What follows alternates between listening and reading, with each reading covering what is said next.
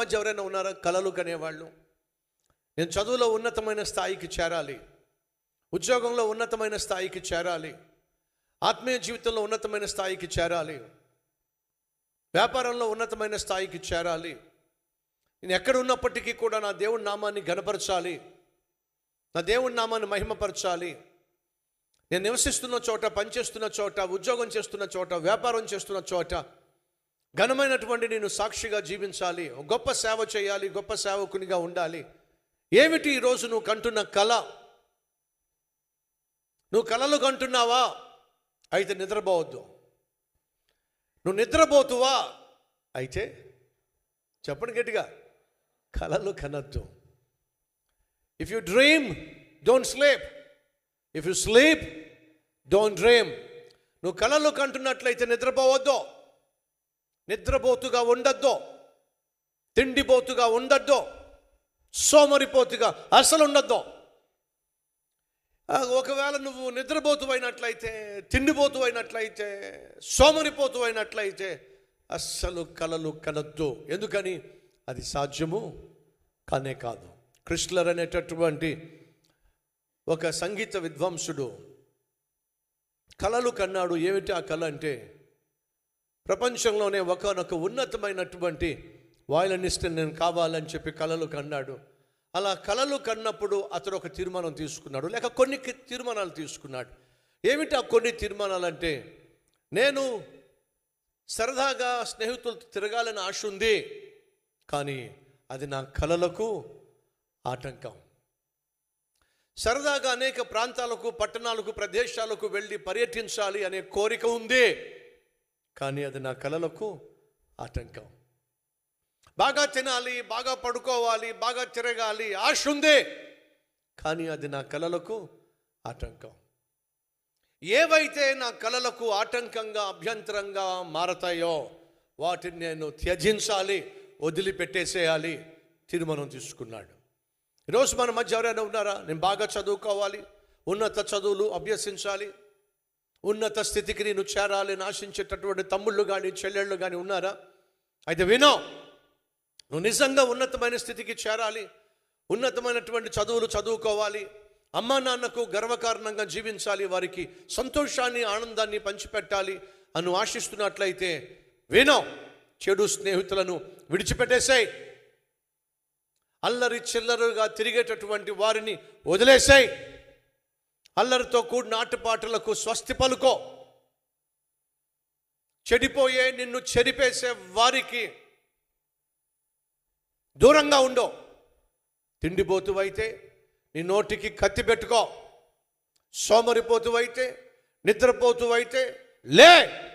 ఎందుకని? నీ జీవితంలో కొన్ని కలలు కన్నావు, ఆ కలలు సాకారం కావాలి అని అంటే ఖచ్చితంగా నువ్వు నీ నిద్రను జయించాలి, తిండిపోతనాన్ని జయించాలి, సోమరిపోతనాన్ని జయించాలి. బైబిల్ సెలవిస్తూ ఉంది, శ్రద్ధగా పనిచేయువాడు ఏం చేస్తాడట? ఏలుబడి చేస్తాడో, నాయకుడుగా ఉంటాడో. మీరు ఎవరైనా నాయకునిగా ఉండాలని ఆశపడుతున్నారా? అంటే 10 మందిని నడిపించేవారిగా ఉండాలి, 10 మందికి ఆదర్శంగా ఉండాలి, 10 మందికి ఆశీర్వాదంగా ఉండాలి, 10 మందికి ఉద్యోగం ఇచ్చేవారిగా ఉండాలి. ఆశించే వాళ్ళు ఎవరైనా ఉన్నట్లయితే చూపిస్తారా? ఎస్. అయితే బైబిల్ సెలవిస్తుంది ఏమని? శ్రద్ధగా పనిచేయువాడు నాయకుడు అవుతాడు. రండి చూద్దాం, 12వ అధ్యాయం 24వ వచనం. సామెతలు 12వ అధ్యాయము 24వ వచనం. శ్రద్ధగా పనిచేయువాడు ఏలుబడి చేస్తాడు. శ్రద్ధగా పనిచేసేవాడు పరిపాలిస్తాడు, నాయకుడిగా వర్ధిల్లుతాడు, బాస్గా ఉంటాడు, టీమ్ లీడర్గా ఉంటాడు, మేనేజర్గా ఉంటాడు. మరి సోమరుడు కిందే ఉంది చూడండి. సోమరులు వెట్టి పనులు చేయవలసి వచ్చును. మొదటిగా శ్రద్ధగా పనిచేసేవాడు ఏం చేస్తాడట? ఏలుబడి చేస్తాడు, పరిపాలన చేస్తాడు. మళ్ళా చెప్తున్నా, యోసేపునకు యెహోవా తోడై ఉండెను గనుక అతడు చేసినదంతయు కూడా అతని చేతిలో ఏమైందట? వర్ధిల్లెను. అతడు ఏ పని చేస్తే ఆ పనిలో సఫలీకృతమయ్యాడు, ఏ పని పట్టుకుంటే ఆ పనిలో అతడు విజయం సాధించాడు. కారణం, అతనికి దేవుడు తోడుగా ఉన్నాడు. మానిటర్ సెట్ చేయండి అయ్యా. అతనికి దేవుడు తోడుగా ఉన్నాడు. దేవుడు నీకు తోడుగా ఉన్నట్లయితే నువ్వు శ్రద్ధగా పనిచేస్తావు. 2, శ్రద్ధగా పనిచేసేవాళ్ళు ఏలుబడి చేయటమే కాదు, ఆ తర్వాత మరొక మాట 10వ అధ్యాయం 4వ వచనం. 10వ అధ్యాయము 4వ వచనము. బద్ధకముగా పనిచేయువాడు దరిద్రుడవుతాడు. ఈరోజు మన మధ్య ఎవరైనా ఉన్నారా బద్ధకంగా పనిచేసేవాళ్ళు? కొన్ని సందర్భాల్లో కొంతమంది సహోదరులు వచ్చి అది బాధపడుతూ ఉంటారు. ఏమిటంటే, మా ఆయన 3 రోజులు పనిచేస్తే 4 రోజులు ఇంటి దగ్గరే ఉంటాడు, 3 నెలలు పనిచేస్తే 6 నెలలు ఇంటి దగ్గరే ఉంటాడు. ఎందుకని? ఒట్టి సోమరోడో, బద్ధకస్తుడో, ఉద్యోగం చేయబుద్ధి కాదు. వెనకటికి వాళ్ళ అబ్బాయి ఇంటికి వచ్చి వాళ్ళ నాన్నతో అంటున్నాడు, డాడీ నేను చేయని దానికి మా టీచర్ కొట్టింది డాడీ అని చెప్పి అన్నాడు. అదేమిట్రా, ఎందుకు కొట్టింది? అదే డాడీ నాకు కూడా బాధగా ఉంది, నేను చేయని దానికి మా టీచర్ కొట్టింది డాడీ. రా డాడీ వచ్చి అడుగు డాడీ అని అంటే డాడీ కూడా కోపం వచ్చింది. పాపం వాళ్ళ అబ్బాయి చేయని దానికి వాళ్ళ టీచర్ కొట్టిందని చెప్పేసి, ఏం మేడం మా వాడు చేయని దానికి మీరు కొట్టారంటే నిజమేనా? అవును, దానికి ఎందుకు అరుస్తున్నారు మీరు? మరి మా వాడు చేయనప్పుడు ఎందుకు కొట్టారు మీరు? అవును, వాడు హోంవర్క్ చేయాలి. ఏం వర్క్ చేయాలి? హోంవర్క్ చేయాలి. వాడికి హోంవర్క్ ఇచ్చాను, వాడు హోంవర్క్ చేయలేదు కాబట్టి కొట్టాను. ఆ విషయం వాడు చెప్పాడా?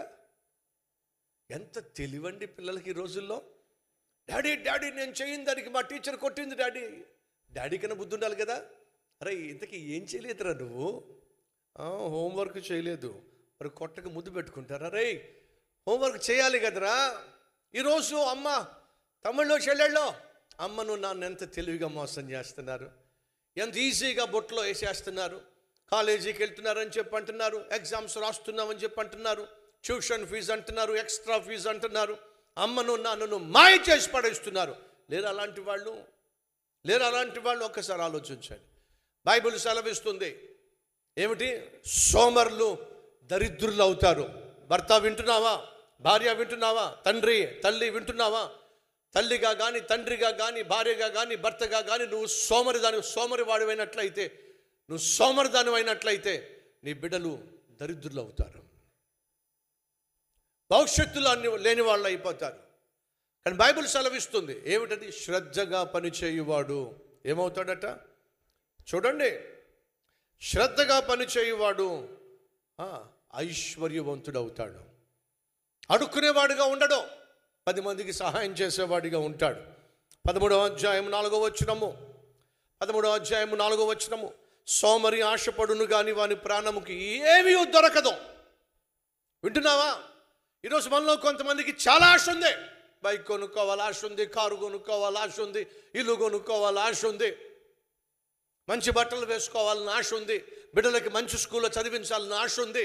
ఆశ అయితే నీకుంది, కోరికలు అయితే నీకున్నాయి, కానీ ఏవి నెరవేరటల్లా. కారణం ఏమిటి? ఒళ్ళంతా బద్ధకం. పొద్దున్నే లేవలేవు, కష్టపడి పనిచేయలేవు, సెలవు పెట్టకుండా లీవ్ పెట్టకుండా ఉద్యోగానికి వెళ్ళలేవు, టైంకి ఉద్యోగానికి వెళ్ళవు, ఇచ్చిన పని చెయ్యవు. ఫలితంగా ఏ రీతిగా నువ్వు విజయం సాధిస్తావు? ఒకసారి ఆలోచించో. బైబిల్ ఒక మాట ఉంది, జాగు చేయువాడు నష్టమునకు సహోదరుడు. ఏమిటట? జాగు చేయువాడు అంటే ఆలస్యం చేయువాడు. చదువుదానండి 18వ అధ్యాయము 9వ వచనం. పనిలో జాగు చేయువాడు, పనిలో జాగు చేయువాడు. జాగువా బాగువా?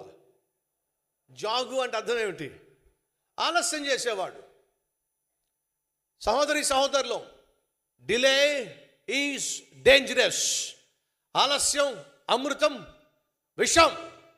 మనలో చాలామంది ఉద్యోగానికి ఆలస్యంగా వెళ్తారు, ఏదైనా పనిస్తే ఆలస్యంగా చేస్తారు, ఏదైనా బాధ్యత ఇస్తే అలక్ష్యంగా చేస్తారు, మందిరానికి ఆలస్యంగా వస్తారు, ప్రార్థనకు ఆలస్యంగా వస్తారు, ఉద్యోగానికి ఆలస్యంగా వెళ్తారు, ప్రొద్దుటే ఆలస్యంగా లేస్తారు.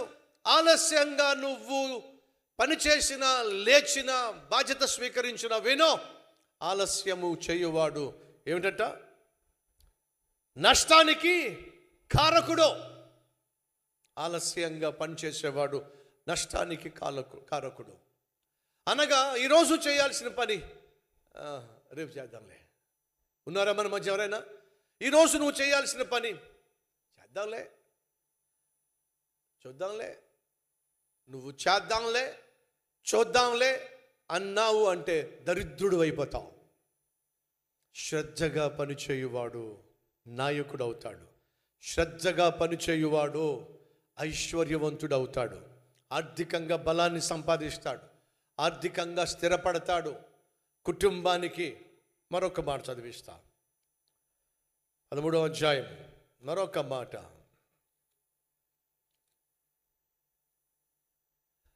4వ వచనం.